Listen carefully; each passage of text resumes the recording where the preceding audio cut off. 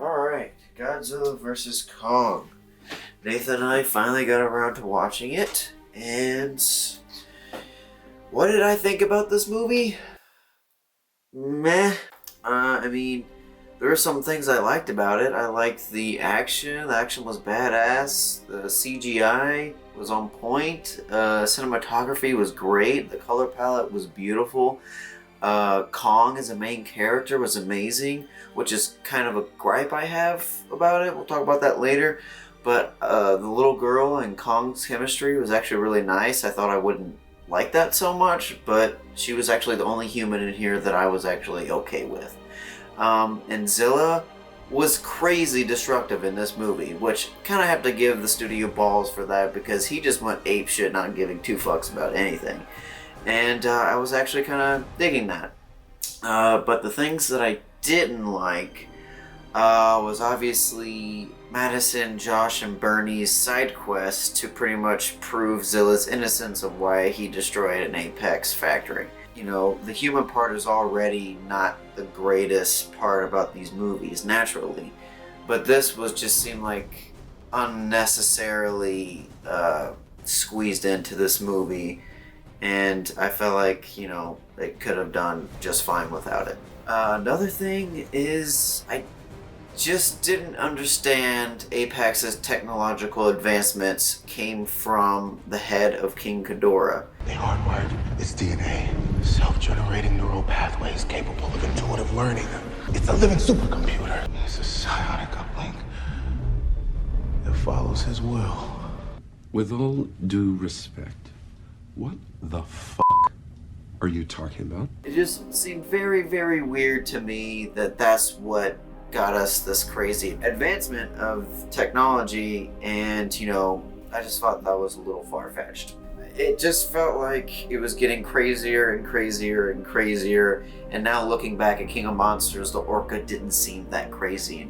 But there's me thinking too much in a fun movie. And I think that's the main problem I have with this is it's a fun movie, and me and Nathan don't really like the F word, especially when it comes to movies.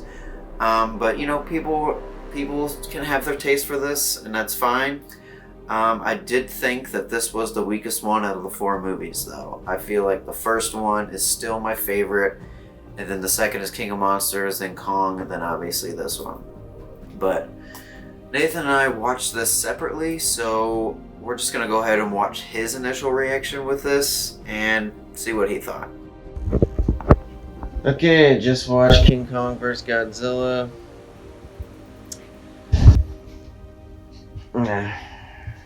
No. Yeah, pretty much. It's probably, I think it's the worst one out of the four movies so far, at least. Yeah. I liked Godzilla.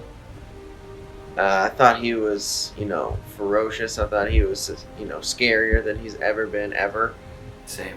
And, you know, made you feel pretty bad for Kong. Oh boy, he got rolled. He got rolled hard. And that's the thing I also didn't like about it was Kong was set up to be this underdog main character, you know, hero, and it just turned into Godzilla whooping his ass, which I get it. With his atomic breath, he would win, but then he got that key axe that he barely used. And it just pissed me off that Kong was done dirty like that. And it kind of felt like a rock, paper, scissors kind of thing where Zilla beats Kong, Kong beats Mecha, Mecha beats Zilla. But whatever. I liked Kong too. Honestly, I thought his story, you know, he's definitely not the king anymore. He's in a whole other kingdom. But that's later. Honestly, I loved his story. You know, it's cool, the idea how, you know, we can see a relationship with, you know, Kong and someone else who's not a blonde bimbo. You know, that, you know, the little girl. They have this weird, almost romantic relationship together. But in here, we're just going platonic, where it kind of seems like, you know, this little deaf girl looks up to Kong.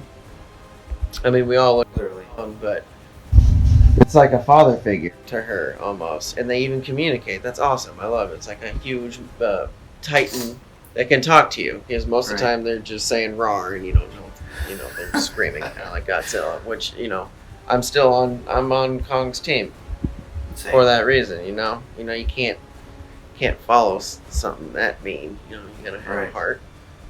But I love those two. They were better than the last movies. I think those characters individually. But of course, the worst part of this movie, like the last ones, are the humans. Mostly the writers of the movie who completely destroyed it by making. Oh, easy now. Let me get this right. King Ghidorah. Yeah. Make a Godzilla Jaeger. Yeah. Powered by a human. Before pretty much going rogue and just going completely AI, I guess. That was weird. So, yeah. No. I mean, that's reaching. Yeah. Yeah, you're going all in on that one. Yeah. You need to come out a little bit. Yeah. You need to pull out just a little bit Hello. on that. That was way too much for me, and that was like halfway through the movie when, I first saw that brain, and I was like, oh boy. So it was really just a skull. Got to the halfway point, I kind of dreaded the rest of the movie because I knew we had to get to that part, and that was going to be the worst part, and it was. But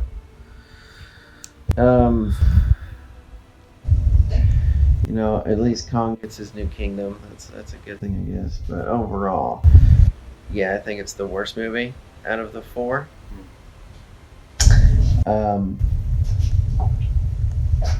And I don't really see a lot of people liking this too much. If they give the last ones a hard time, there ain't no way this one's getting through. Ain't no way. But there you go. That's my initial reaction. See you in the next one. Alright. Yeah, little did he know that this actually did really well and brought people back to the theaters. And if you just want one of those movies where it's just kind of like, Fast and Furious or the Marvel movies, and I think you're really going to love this movie. But Nathan and I aren't really a fan of that. Like I said, we're not a fan of the F word, but you guys can. We're not here to judge. We're just here to give our opinion on this. So that was our review on Godzilla vs. Kong. We'll see you guys in the next one.